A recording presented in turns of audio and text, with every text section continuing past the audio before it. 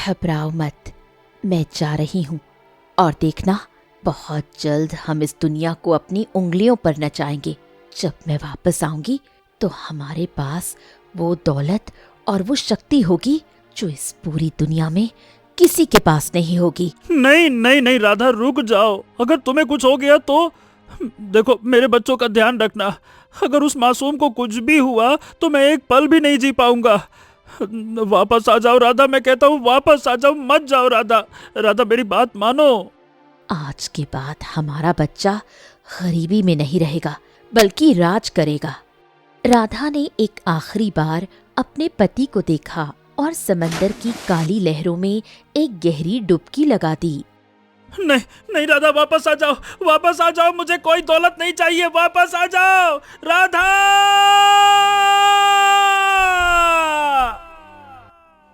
कुछ समय पहले मधापुर नामक गांव में रघु नाम का एक मछुआरा रहा करता था। एक दिन रोज की तरह नदी में मछलियां मार रहा था। सूरज ढलने को था, तभी रघु अपनी नाव के जाल को खींचते हुए ठिठक गया। अरे बाप रे, अरे जाल में इतना वजन क्यों है? ओहो, लगता है कि आज बहुत बड़ी मछली हाथ लग गई। आज तो ढेर सारा पैसा कमा लूंगा मछली बेचकर।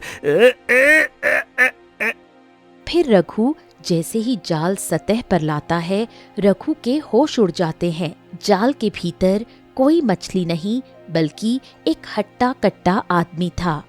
अरे बाप रे बाप, अरे बाबा रे बाबा, ये कैसा इंसान है? न शरीर में हलचल, न गले में कोई फंदा। पानी से बाहर निकालने के बाद तो मछली भी तड़पती है, पर ये तो ऐसे चैन की सांस ले रहा है जैसे समंदर की लहर इसके लिए मखमल का बिस्तर हो।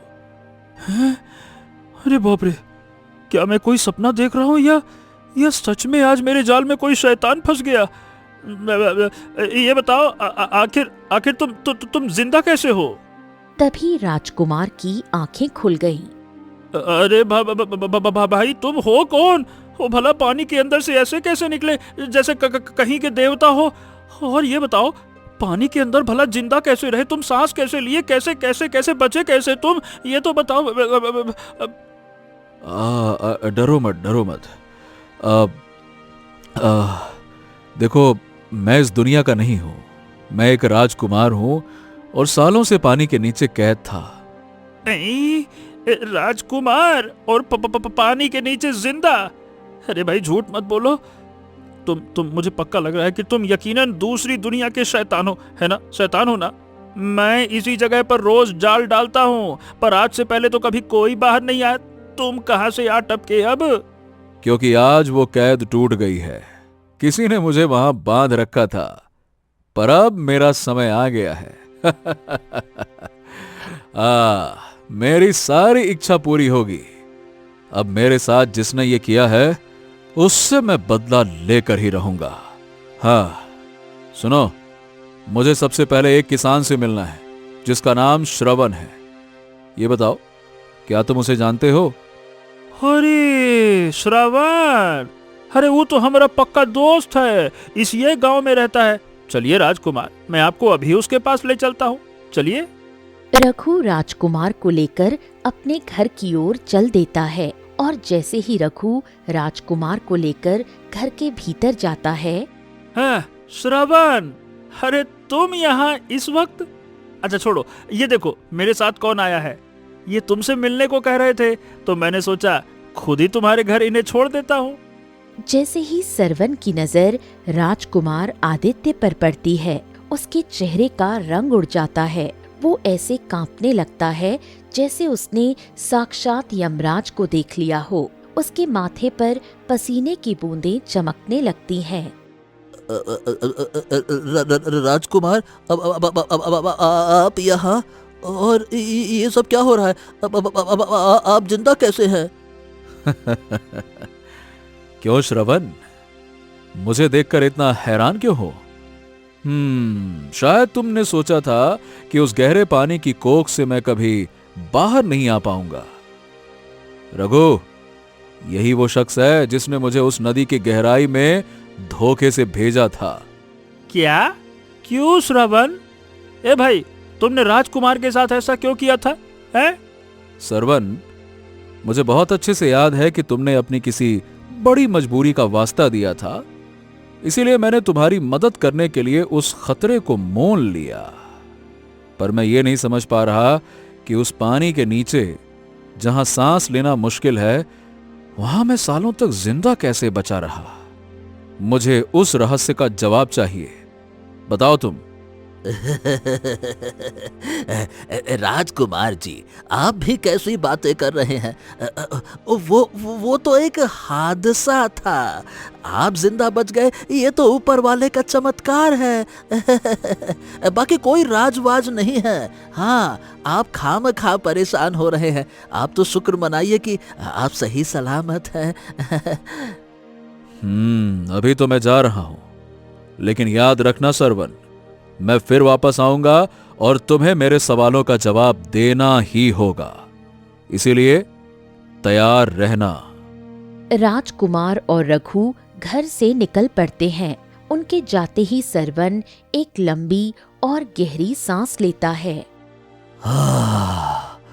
अरे बाल बाल बच गया। अगर आज सच बाहर आ जाता तो हम सब बड़ी मुसीबत में फंस जाते। अब कैसे भी करके उस राज को दफन ही रहना चाहिए।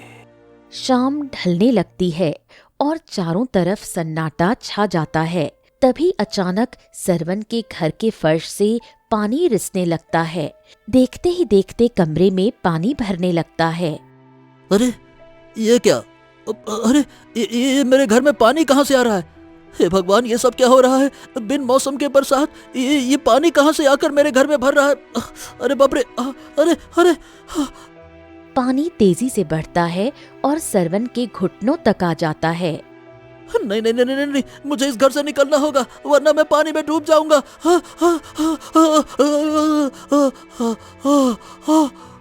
सरवन बदहवास होकर घर से बाहर भागता है, लेकिन बाहर का नजारा देख वो सुन्न पड़ जाता है। बाहर ना तो बारिश थी और ना ही कहीं पानी का नामो निशान। ये कैसे मुमकिन है? ये बाहर तो सूखा पड़ा है, फिर मेरे घर के अंदर ये पानी का सैलाब कहाँ से आ गया? आखिर ये मेरे साथ हो क्या रहा है?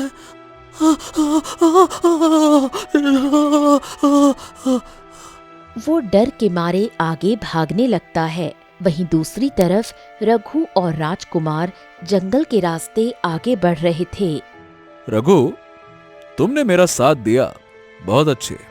वैसे मैंने सोचा था कि तुम घबराकर पीछे हट जाओगे, पर तुम डटे रहे। तुम्हारा बहुत बहुत धन्यवाद। अब मैं कैसे बताऊं राजकुमार कि मेरा भी एक बड़ा मकसद है।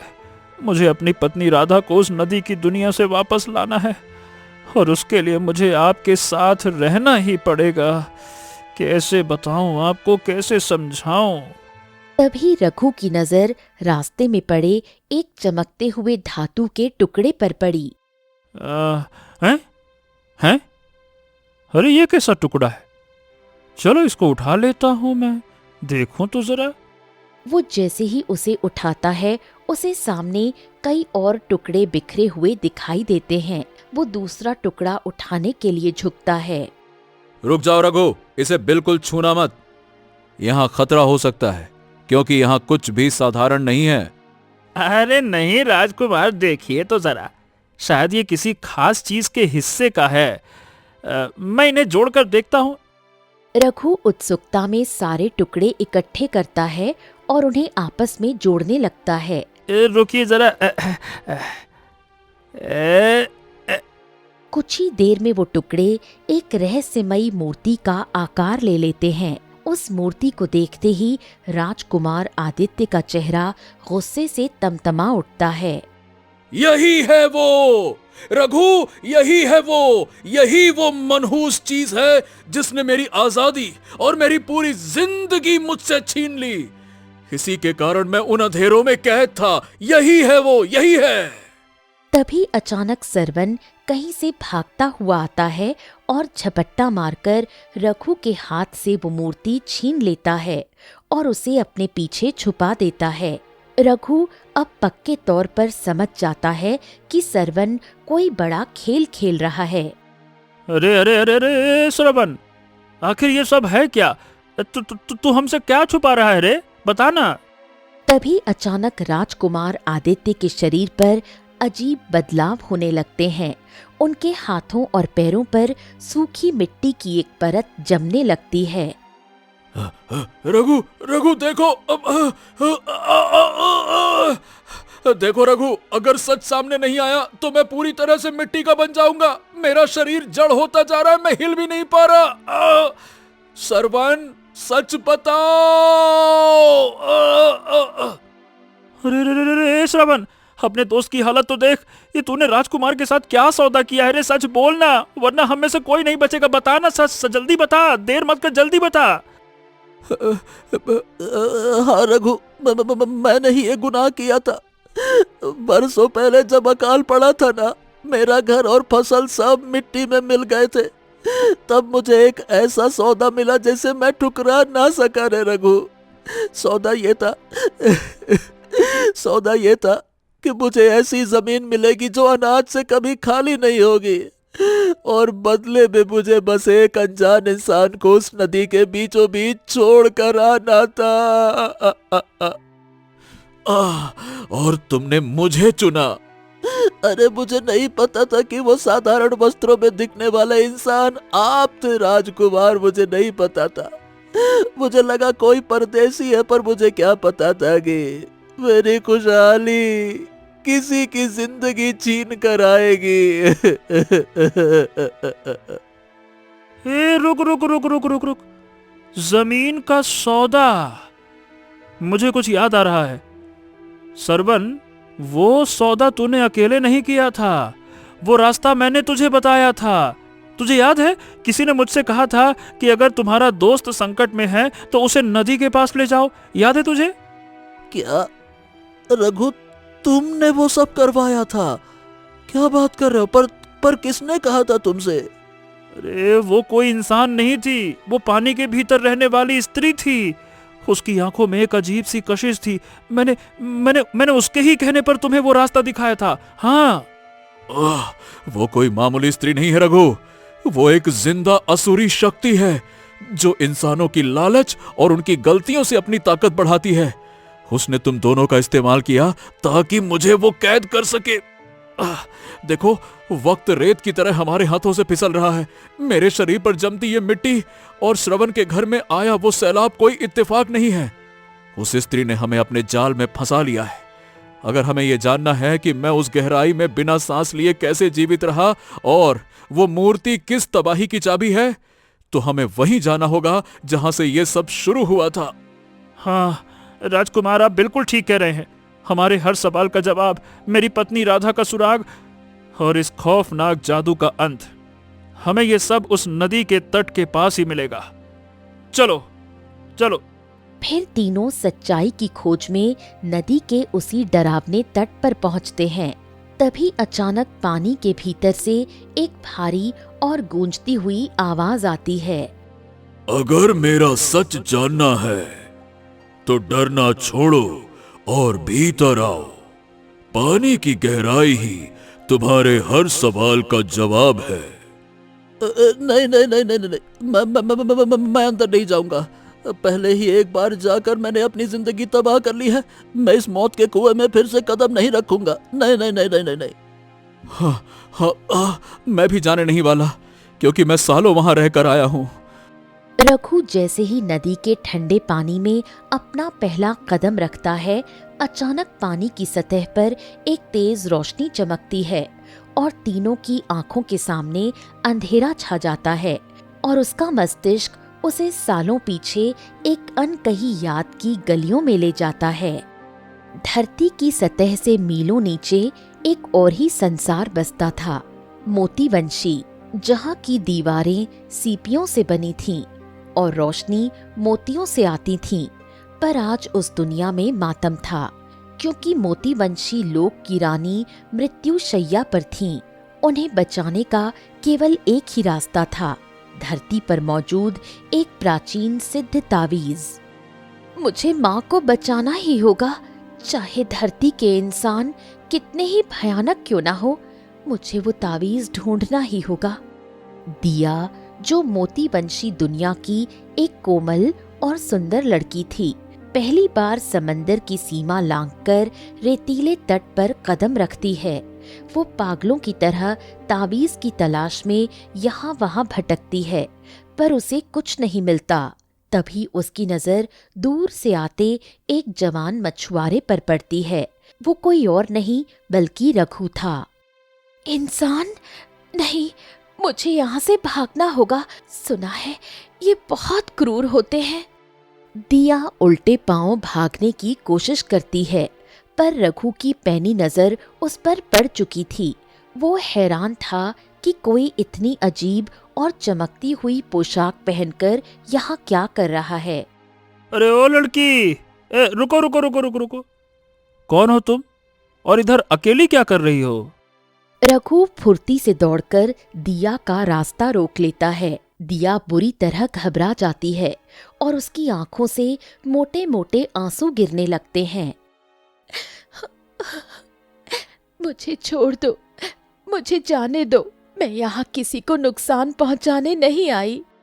हाँ, तुम बोल तो रही हो, पर तुम्हारे चेहरे की ये चमक और ये लिबास, तुम इस गांव की तो नहीं लगती। सही सही बताओ, क्या छिपा रही हो तुम? क्यों भाग रही हो मुझे देखकर? हैं? रघु का शक गहराता जा रहा था। वो उसे और कसकर पकड़ लेता है। तभी अचानक दिया का चेहरा नीला पड़ने लगा और उसकी सांसें उखड़ने लगीं। उसे पानी में रहने की आदत थी और धरती की खुश्क हवा अब उसके फेफड़ों को जला रही थी। पानी, मुझे पानी चाहिए। मैं जी नहीं पाऊंगी। अरे ये क्या हो रहा है तुम्हें? अरे ये क्या हो रहा है तुम्हें? तुम तो सांस भी नहीं ले पा रही हो। क्या हो गया? क्या बात है, बताओ। अरे सुनो, ए लड़की। दिया की हालत देखकर रघु का कठोर दिल पसीज जाता है। फिर रघु बिना वक्त गंवाए दिया को नदी की लहरों की ओर दौड़ाता है। हाँ, डरो मत, मैं तुम्हें कुछ नहीं होने दूंगा। डरो मत, रुक जाओ। रघु उसे पानी के भीतर छोड़ देता है। जैसे ही दिया का शरीर पानी से छूता है, उसकी जान में जान आ जाती है। धन्यवाद रघु, तुमने आज एक बेगुनाह की जान बचाई है। मोतीवंशी दुनिया तुम्हारा ये एहसान कभी नहीं भूलेगी। इतना कहकर दिया पानी के भीतर ओझल हो जाती है। रघु कुछ देर तक उसी किनारे खड़ा लहरों को देखता रहता है और फिर एक अजीब सी शांति महसूस करते हुए अपने घर वापस लौट आता है। वो उस अनुभव से बहुत खुश और उत्साहित महसूस कर रहा था। उसकी आंखों में एक अलग ही सुकून था। क्या बात है जी, आज आप बड़े खुश दिखाई दे रहे हैं। क्या आज कोई बड़ी मछली हाथ लग गई है या कोई खजाना मिल गया है? राधा, पता है आज मैंने एक लड़की की जान बचाई है, और ऐसी लड़की है वो कि जो इस दुनिया की है ही नहीं। हाँ, अरे तुमको पता है वो मोती वंश लोक की रहने वाली है। मैंने उसे मरते हुए देखा तो मेरा दिल पसीज गया और मैंने उसे तुरंत वापस समंदर में छोड़ दिया। रघु की बात सुनकर राधा के चेहरे पर खुशी के बजाय एक लालच भरी चमक आ गई। क्या वो इस दुनिया की नहीं थी? रघु, तुम इतने भोले हो। तुमने उसकी जान बचाई है तो वो तुम्हें कुछ भी दे सकती है। मोतीवंशी लोक, नाम से ही लगता है कि वहाँ मोतियों और धन की कमी नहीं होगी। तुम्हें अपनी मदद के बदले ढेर सारा धन और सोना मांगना चाहिए था। राधा, क्या बात कर रही हो तुम? अरे मैंने उसकी मदद किसी लालच में थोड़ी न की थी। भाई वो एक मासूम जान थी और मैंने सिर्फ अपना फर्ज निभाया है। अरे भाई, किसी की मजबूरी का फायदा उठाकर धन मांगना, ये तो मतलब बहुत गलत बात है। ना ना ना ना। गलत सही की बातें छोड़िए, देखिए मेरी हालत और हमारे आने वाले बच्चे के बारे में सोचिए। मैं गर्भवती हूँ और मैं नहीं चाहती कि हमारा बच्चा भी इसी गरीबी और तंग हाली में पैदा हो। अगर आप उस लड़की से धन नहीं मांगेंगे तो मैं इस घर को और इस बच्चे को छोड़कर चली जाऊंगी। मैं अब और भूखी नहीं रह सकती। अरे राधा, तुम पागल मत बनो भाई। वो हमारी दुनिया की है ही नहीं, उससे उलझना खतरनाक भी हो सकता है। समझती नहीं हो? रघु भारी मन से दोबारा समंदर के उसी किनारे पहुंचा। वो काफी देर तक लहरों को पुकारता है, तब जाकर दिया पानी की सतह पर ऊपर आती है। रघु, तुम यहाँ फिर से? सब ठीक है ना? दिया, देखो, मुझे माफ करना, पर मुझे तुम्हारी मदद की जरूरत है। मेरी पत्नी जो है ना, वो मान ही नहीं रही है। उसे हमारी गरीबी खटक रही है और वो चाहती है कि तुम हमें कुछ धन दे सको। मैं सही बताऊं, मैं बहुत मजबूर हूँ। उसने मैं क्या बताऊं, उसने मुझे बहुत मजबूर कर दिया। रघु, तुमने निस्वार्थ भाव से मेरी जान बचाई थी। मैं तुम्हें निराश नहीं करूंगी। अपनी पत्नी को यहाँ लेकर आओ, मैं खुद उससे बात करूंगी। दिया की बात सुनकर रघु वापस घर गया और राधा को समंदर के किनारे ले आया, जहाँ लहरों के बीच दिया उसका इंतजार कर रही थी। राधा, वो देखो सामने वो रही दिया, लेकिन वो पानी के बाहर नहीं आ पा रही। लगता है तुम्हें खुद ही इसके अंदर जाना होगा। ठीक है, अगर धन पाने के लिए मुझे लहरों के भीतर जाना पड़ा तो मैं पीछे नहीं हटूंगी। मैं इसके अंदर जा रही हूँ। रुक जाओ राधा, राधा मेरी बात समझो। मैं सही बताऊं, मेरा मन अब भी घबरा रहा है। मत जाओ ना। ये पानी का रास्ता जितना आसान दिख रहा है उतना है नहीं। हमें भला इस धन की क्या जरूरत है? इतना धन क्या करना है? जीवन चल तो रहा है ना। चलो ना राधा, वापस घर चलते हैं। चलो ना, मान जाओ मेरी बात। घबराओ मत, मैं जा रही हूँ और देखना, बहुत जल्द हम इस दुनिया को अपनी उंगलियों पर नचाएंगे। जब मैं वापस आऊंगी तो हमारे पास वो दौलत और वो शक्ति होगी जो इस पूरी दुनिया में किसी के पास नहीं होगी। नहीं नहीं नहीं नहीं, राधा रुक जाओ, मेरी बात समझो। अगर तुम्हें कुछ हो गया तो फिर क्या होगा हमारा? अरे मेरे बच्चे का ध्यान कौन रखेगा? अगर उस मासूम को कुछ भी हो गया तो मैं एक पल भी नहीं जी पाऊंगा। मैं कहता हूँ राधा, वापस आ जाओ, मेरी बात मानो राधा, वापस आ जाओ। आज के बाद हमारा बच्चा गरीबी में नहीं रहेगा, बल्कि राज करेगा। राधा ने एक आखिरी बार अपने पति को देखा और समंदर की काली लहरों में एक गहरी डुबकी लगा दी।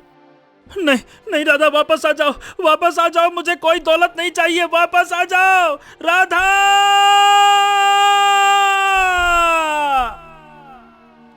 रघु की चीखें लहरों में दबकर रह गईं। वो घंटों वहां बैठा रहा, पर ना राधा लौटी और ना ही दिया का कोई सुराग मिला।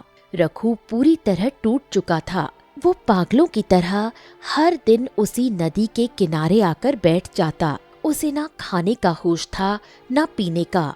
उसकी आंखों के सामने बस पत्नी का चेहरा और उस अजन्मे बच्चे की यादें घूमती रहती थीं।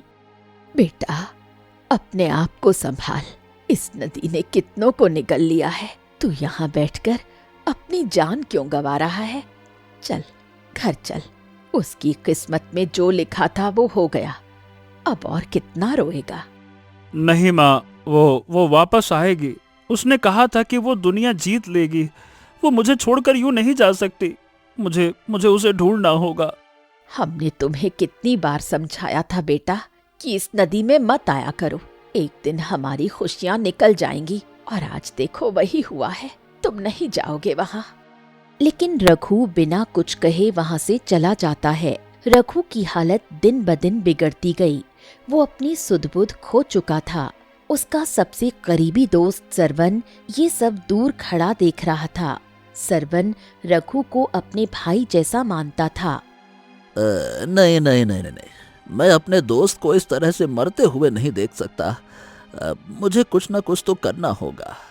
उस नदी का राज अगर कोई जानता है तो वो राजकुमार आदित्य ही है। मुझे उन्हें वहां भेजना ही होगा, चाहे जो भी कीमत चुकानी पड़े। सरवन भारी कदमों से राजमहल की ओर बढ़ रहा था। तभी रास्ते में उसकी मुलाकात राजकुमार आदित्य से हो गई। राजकुमार ने सरवन के चेहरे पर पसरी चिंता देख ली। क्या बात है सरवन, तुम इतने परेशान क्यों दिख रहे हो? सब कुशल मंगल तो है ना? नहीं राजकुमार, कुछ भी ठीक नहीं है। उस पुरानी नदी के तट पर एक बहुत बड़ा अनर्थ होने वाला है। राजकुमार, मैंने सुना है कि वहां एक ऐसी शक्ति जाग उठी है जो पूरे गांव को लील जाएगी। केवल आप जैसा साहसी व्यक्ति ही उसे शांत कर सकता है राजकुमार। ठीक है, अगर ऐसी बात है तो हम अभी तुम्हारे साथ चलते हैं। दिखाओ मुझे वो जगह, चलो। फिर सरवन राजकुमार को लेकर नदी के उसी खतरनाक किनारे पर पहुंचा। जैसे ही राजकुमार किनारे की गहराई को देखने के लिए आगे बढ़ते हैं, सरवन अपनी आंखों में आंसू लिए उन्हें एक जोरदार धक्का दे देता है। अरे अरे अरे ये क्या है श्रवण? तुमने ये क्या किया? अरे अरे! राजकुमार का आधा शरीर पानी के नीचे समा जाता है और वो बचने के लिए हाथ पैर मारते हैं। श्रवण, तुमने मेरे साथ विश्वासघात क्यों किया? मुझे बाहर निकालो। मुझे माफ कर दीजिए राजकुमार। मुझे पता है कि मैं एक महापाप कर रहा हूँ, लेकिन क्या करूँ? मुझे ही इस नदी के अंदर जाना था, पर मेरे शरीर में एक ऐसी भयानक और छूत की बीमारी है जिसकी वजह से मैं पानी में कदम नहीं रख सकता। अगर मैं गया तो मेरी जान चली जाएगी। लेकिन मेरे दोस्त रघु की जिंदगी बचाने के लिए आपका वहां जाना बहुत जरूरी है। उसकी खुशहाली का रास्ता आपके हाथ में है। मुझे माफ कर दीजिएगा राजकुमार, मुझे माफ कर दीजिएगा। फिर सरवन वहां से भाग निकलता है। राजकुमार आदित्य चाहकर भी खुद को नहीं बचा पाते और वो रहस्यमयी भंवर उन्हें धीरे धीरे उन्हें अथाह गहराई में खींच लेता है।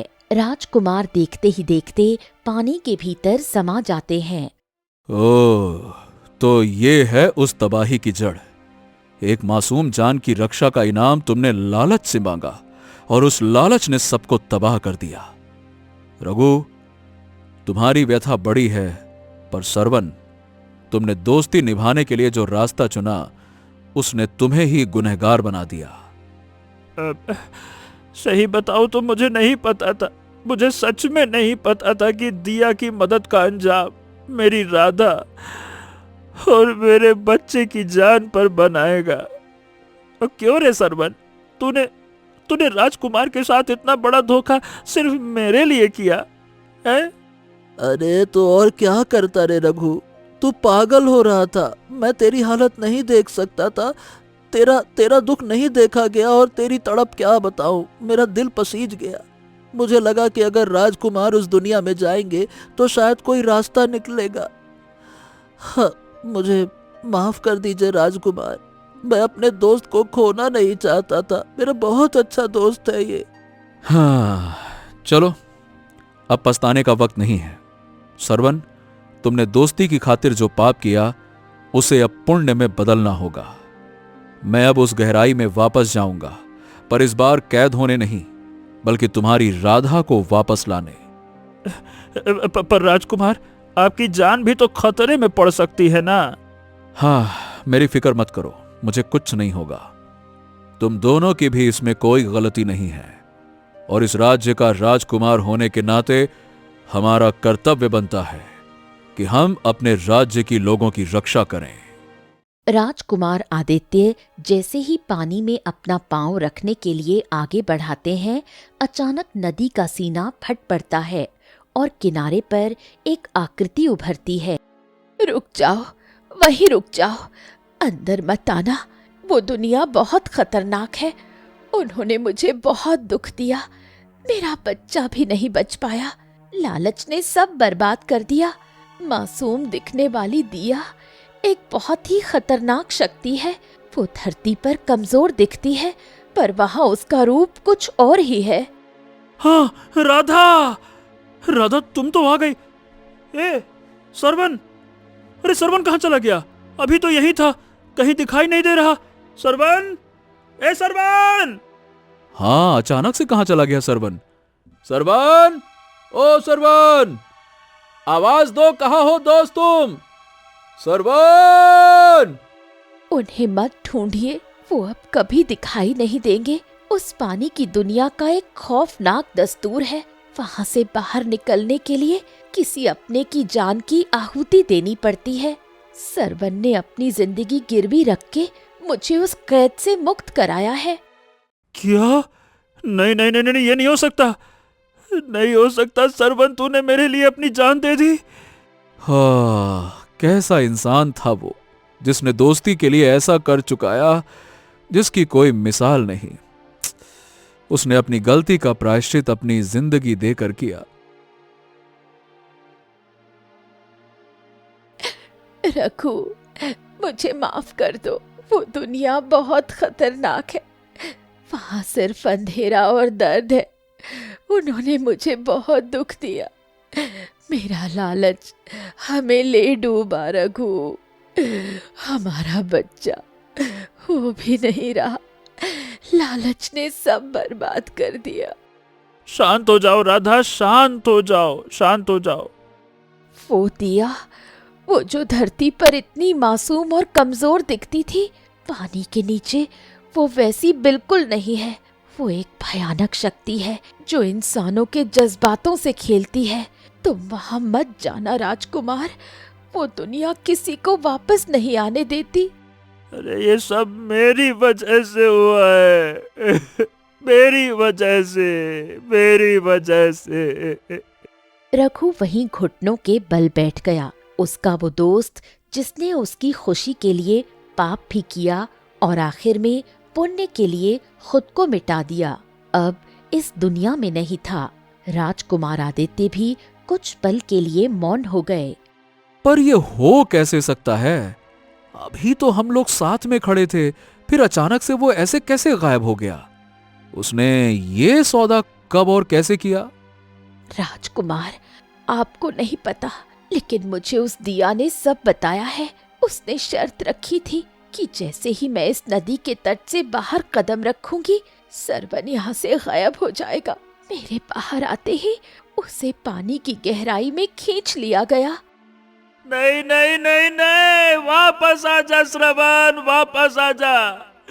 अरे मैंने तुझे कितना गलत समझा, और तूने मेरे और मेरे परिवार के लिए कितना कुछ कर दिया।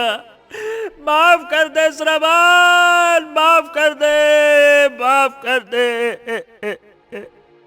रघु की चीखें हवा में गूंजती रहीं, पर नदी की लहरों में कोई हलचल नहीं हुई। सरवन हमेशा के लिए जा चुका था। रघु, देखो, जो होना था सो तो हो गया। सरवन ने अपनी दोस्ती की एक ऐसी मिसाल दी है जिसे भुलाया नहीं जा सकता। लेकिन आज के बाद इस नदी में कोई नहीं जाएगा। जब तक हम इसका कोई पक्का बंदोबस्त नहीं करते, तब तक इस नदी की सुरक्षा की जिम्मेदारी तुम्हारी है। आज से तुम इस तट का ध्यान रखोगे। ठीक है राजकुमार, मैं आपकी आज्ञा का पालन करूंगा। ठीक है। राजकुमार आदित्य वहां से अपने राज्य की ओर निकल गए। रघु अपनी पत्नी राधा का हाथ थामकर भारी मन से घर वापस आया और अपना बाकी का जीवन अपने दोस्त सरवन की याद और उस नदी की पहरेदारी में बिताने लगा।